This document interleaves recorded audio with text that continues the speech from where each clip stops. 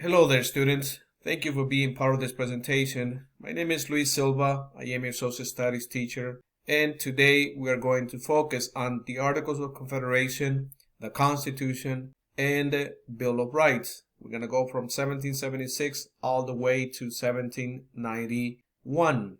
The United States under the Articles of Confederation. Each state basically had its own written plan of government or its own constitution. Those constitutions called for separation of powers. Power was typically split between three branches of government. There were property requirements where typically only eligible voters could vote, and that meant that those voters that had property.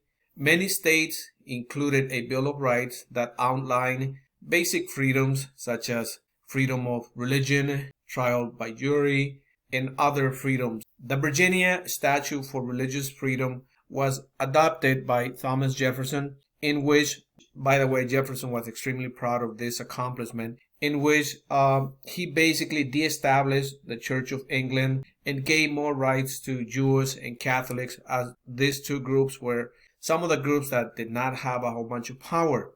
Government was set up based upon republicanism. This is an important concept.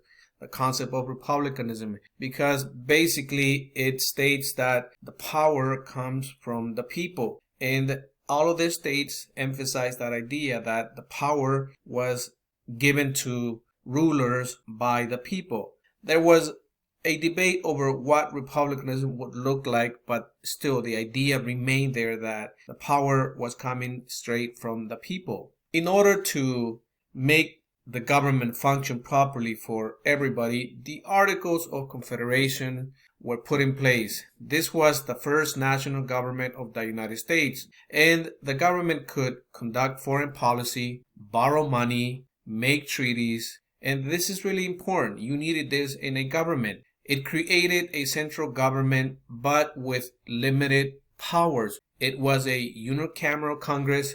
There was no executive branch or court system. It had no power to tax, could not regulate trade. This was really important because the government was really limited. And in order for a government to function, especially in this particular time period, and even today, you need power to tax because you need government to provide essential services and be able to respond to people in different ways. And in order to do that, you need money. And if you cannot tax, as a government, you cannot do anything. Other problems with the Articles of Confederation. You needed 9 votes out of 13 to pass a law. This is basically 9 states out of the 13 states had to agree in order to pass a law, which was very complicated because this is more than a majority needed in order to get a law to be approved. All states, regardless of size, had 1 vote, and all 13 states must agree to amend the article. This is, again, really important because you're basically putting a system of government in which is almost impossible to get things done. Just imagine those states that had most people, and obviously they wanted a bigger voice, but their voice was the same as those states that basically had no population, as all states, regardless of size, had 1 vote and they had a say in what was going on in the nation. Despite the fact that the Articles of Confederation had many flaws in them, one of the most important things that came out of the Articles of Confederation is the Northwest Ordinances. The Northwest Ordinances basically called for how land was going to be divided and distributed. The Land Ordinance of 1784 established principle that territories could become states as their populations grew. Basically, if a territory had 60,000 or more people, that territory could apply for statehood. The Land Ordinance of 1785 set up a system for surveying and selling lands in the Northwest. As you can see here from the image to the left-hand side, you see how things were going to be broken down into little squares. And within those little squares, you obviously had some type, or you were going to leave a piece of land in order to dedicate it to education, public education. This was something radical at this time because the government is basically setting up the idea that education was fundamental for the nation. The Northwest Ordinance of 1787 set up the system for territories to enter the Union as new states. And this is really interesting because it banned slavery in the Northwest Territory, which was something new at this point. But this is the significance of the Northwest Ordinances, and this is one of the great things that came out of the Articles of Confederation for the nation. Now, there were some foreign policy problems. As you can recall, the Articles of Confederation were too weak and basically did not give plenty of powers to the government.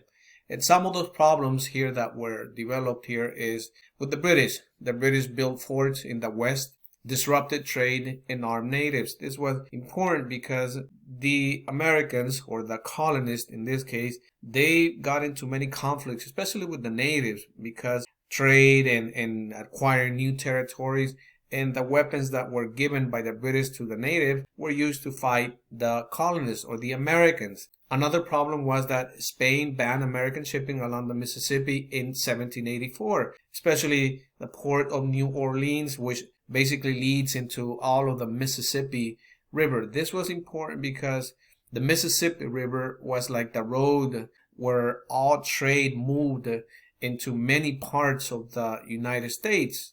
Another problem was that France was demanding repayment of the loans. I'm sure you remember that France helped the United States with many loans, equipment to fight during the American Revolution. Now, France was actually demanding that the colonists provide and give back that money. And believe it or not, there was another problem with pirates. Pirates, before the American Revolution were scared by the British, as the British were the ones who were taking care of the seas and taking care of all the American goods, basically, because it benefited them at the end. Now the Americans had to defend themselves against the harassment of many pirates out there in the ocean.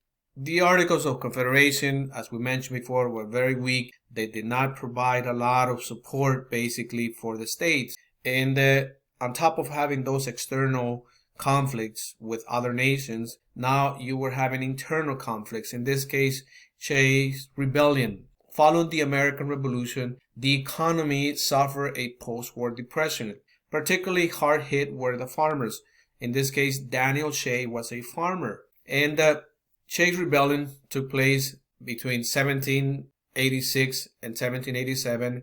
And Daniel Shay was a veteran of the Revolution, and he was also a farmer in the state of Massachusetts. And he led a rebellion of poor farmers. And his demands were fairly clear, and up to a certain degree, they were justified. He wanted lower taxes, end of foreclosures, paper money, and end of imprisonment for debt. We mentioned the fact that the United States, after the Revolutionary War, was left economically in a very bad shape, especially for farmers. And Daniel Shay was a farmer, and he saw that many of his fellow farmers were losing their land. Banks were even putting them in jail because they could not pay. Remember, they had been serving as patriots, basically, of this nation. And when they came back, there was basically no work. So therefore, they could not pay the banks what they owe. This meant that many banks actually put many of these farmers in prison. And Daniel Shay was against this. Daniel Shay said, this is unfair. So he basically led a rebellion, a revolt. And nobody could do anything about it because at the end of the day, there was no, central government that was powerful enough to stop him. And this increased the calls for a stronger central government. In seeing that the Articles of Confederation were not strong enough to lead a nation, there were growing demands to address the problem of the government, and in this case, creating a new government. In the Annapolis Convention of 1786, 5 states attended to discuss trade and commerce. This was actually a convention called where all states were supposed to go in order to address these particular issues. But unfortunately, nobody basically showed up. And before the convention was over, Alexander Hamilton and James Madison agreed with everybody else to meet 1 year later in Philly. In Philly, this is where we have the Constitutional Convention. and 55 delegates were sent for the sole and express purpose of revising the Articles of Confederation. But very quickly, they decided to create an entirely new, stronger central government.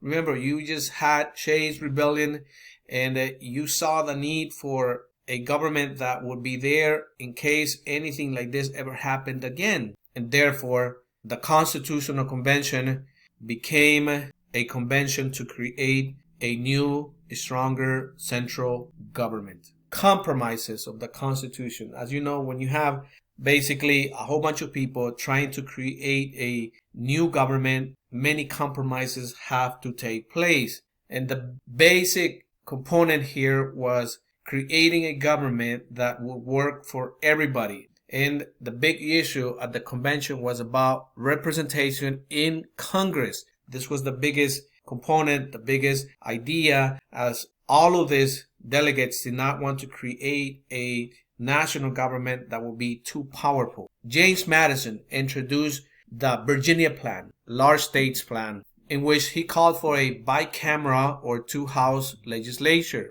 Representation would be based on population size. Really important because, those states that had the biggest group of people, those states should have more power. This is what the Virginia Plan called for. But then you had smaller states that did not have a whole bunch of population, which they felt that those states that had more population would basically make all the decisions, and this is something that they did not want. The New Jersey Plan was favored by those small states, which called for a unicameral, one-house legislature, and it also said that each state would have equal representation. Again, this was very uncomfortable for everybody because they had no way of solving this until Roger Sherman introduced the Great Compromise, which is also known as the Connecticut Plan. And the Great Compromise basically said we're going to have a bicameral legislature, which means an upper house, a Senate, 2 representatives per state, and we're going to have a lower house, which is the House of Representatives based on population. This is basically what was holding up the Constitutional Convention, and this Great Compromise or Connecticut Plan basically solved this problem. There were other compromises that had to be agreed upon. In this case, the debate over slavery. Should slaves be counted in a state's population? And many states actually said no, other states said yes. Obviously, southern states had to say yes because they needed obviously more people to be counted so they would have a greater representation. The 3/5 compromise basically said that slaves will be counted as 3/5 of a person when deciding representation in the House of Representatives.